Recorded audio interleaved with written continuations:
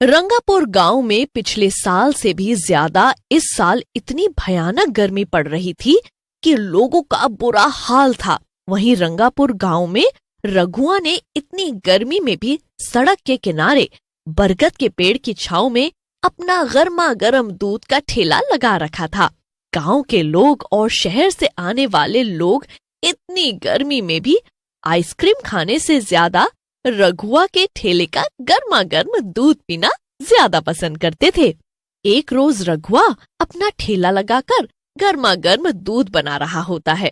तभी वहां उसकी जवान बेटी, जिसका नाम बिजली था, वहां आती है और अपने पिताजी रघुआ से कहती है, बापू, आपको पता है ना कि आपकी कमर में कितना दर्द है, फिर भी आप काम पर आ गए।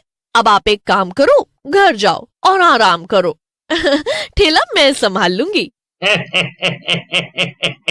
ठीक है बाबा, ठीक है, मैं चला घर।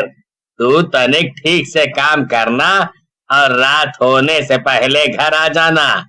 और एक बात और सुन, अगर कोई भी ऐसा वैसा आदमी आए ना, तो हम उसको ऐसा गर्मा गर्म दूध पिलाएंगे कि उसको उसकी नानी याद आ जाएगी। ठीक है, अब आप हमारी चिंता कतई ना करो और घर जाओ।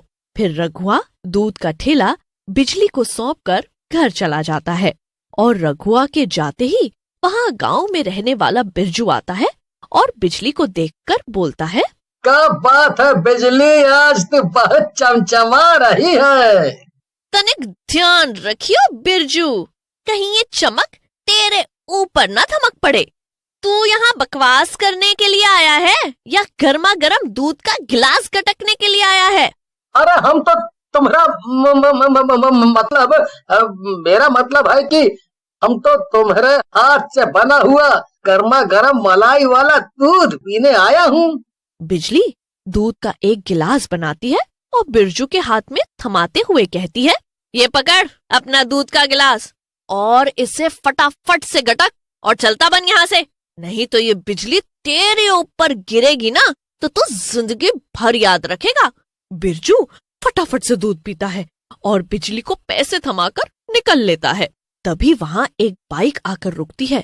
उस पर ननंदू और चिराग नाम के दो लड़के बैठे हुए थे।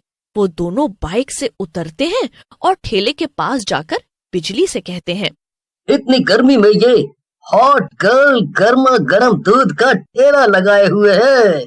हाय रे, क्या खुशबू है। ए हॉट गर्ल, जरा 2 गिलास पिस्ता बादाम वाला गर्मा गर्म दूध तो देना, और हाँ, मलाई डालना मत भूलना। शहर के लागत हो बाबूजी, तभी ऐसी बातें कर रहे हो बिजली से, मगर तनिक ध्यान रहे कि हमारा नाम बिजली है, बिजली, इसलिए जरा संभल कर हमसे बात करना, नहीं तो दूध के साथ साथ हम तुम्हारे गाल पर ऐसा लौपट जड़ेंगे ना कि तुम दोनों भूल जाओगे कि हम पृथ्वी पर ही हैं कि आकाश में। आहा, बड़ी अकड़ है तेरे अंदर तो। पर मेरा नाम भी चिराग है और मेरी जिस भी चीज पर नजर पड़ गई, समझो वो मेरी हो गई। ऐसा बोलकर चिराग बिजली के पास जाता है और उसका हाथ पकड़ लेता है। कमबख्त, हमका छेड़ता है, रुक अभी तेरे ऊपर गर्मा गर्म दूध उड़ेलती हूँ। जैसे ही चिराग बिजली का हाथ छोड़ता है, बिजली चिराग के गाल पर एक जोर का थप्पड़ मार देती है। चिराग और ननंदू बाइक पर बैठ जाते हैं। तभी शोर सुनकर बिरजू वहां आता है और बिजली से बोलता है, क्या बात है रे बिजली, ये दोनों शहरी बाबू क्या बोल रहे थे? कहीं इन्होंने तेरे साथ कौन बदतमीजी तो नहीं की ना?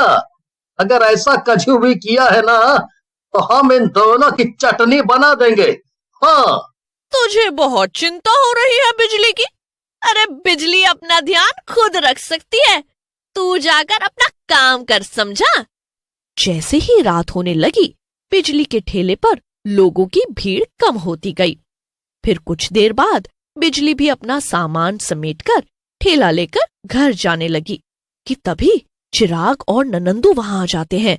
वे दोनों बाइक से उतरते हैं और बिजली को छेड़ने लगते हैं। हाय रे कमबख्त, तू तो हमरे पीछे ही पड़ गया है। लगता है तुझे छठी का दूध याद दिलाना ही पड़ेगा। दिन का झन्नाटेदार लापड़ भूल गया जो। सच में तेरे जैसी हॉट आइटम कहीं नहीं देखी, और अब तुझे तो मैं बिल्कुल नहीं छोड़ने वाला। दिन में तूने मुझे थप्पड़ मारा था ना, उसका बदला भी तो लेना है।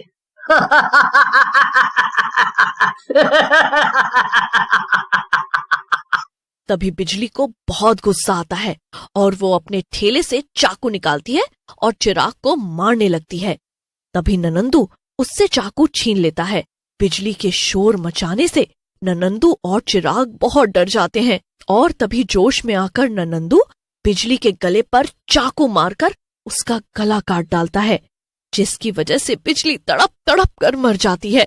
और बिजली के मरते ही ननंदू और चिराग बिजली की लाश को वहीं झाड़ियों में फेंक देते हैं। मरने के कुछ ही देर बाद बिजली एक चुड़ैल बन जाती है। मैं मर नहीं सकती, ये मेरे साथ ही क्यों हुआ? मेरे बाबू को मेरे मरने की खबर लगी तो वो जीते जी मर जाएंगे। कुछ भी हो, मेरे बाबू को मेरे मरने की खबर नहीं लगनी चाहिए। ऐसे बोलकर चुड़ैल फिर बिजली के रूप में आ जाती है और अपना ठेला लेकर अपने घर चली जाती है। कितना अंधेरा हो गया है और तू अब घर वापस आ रही है। पता है मैं कितनी चिंता कर रहा था तेरी। बाबू आप भी ना जरा जरा में हमारी चिंता करने लगते हो। अरे आप बस अपना ध्यान रखो, बाकी हम पर छोड़ दो। ऐसा बोलकर चुड़ैल बिजली अपने कमरे में सोने चली जाती है और सुबह होते ही वे अकेले ही अपना दूध का ठेला लेकर दूध बेचने के लिए निकल जाती है। वे बरगद के नीचे अपना ठेला लगाती है कि तभी वहाँ बिरजू आ जाता है। सुबह सुबह काहे हमरा दिमाग का दही कर रहा है? दूध पीना है तो बता, नहीं तो पतली गली से खिसक ले। बिरजू दूध पीता है और वहां से चला जाता है। कुछ देर बाद वहां एक मंचला आता है और वो बिजली को अकेला देखकर उसे छेड़ने लगता है। तभी वहां एक बूढ़े बाबा आते हैं। बेटी, बाबा के लिए तनिक एक गिलास बादाम पिस्ता वाला दूध बनाना। अरे ये बूढ़ा बाबा कहाँ से आ गया? हे बाबा, चल निकल यहाँ से, मेरा सारा मजा किरकिरा कर दिया।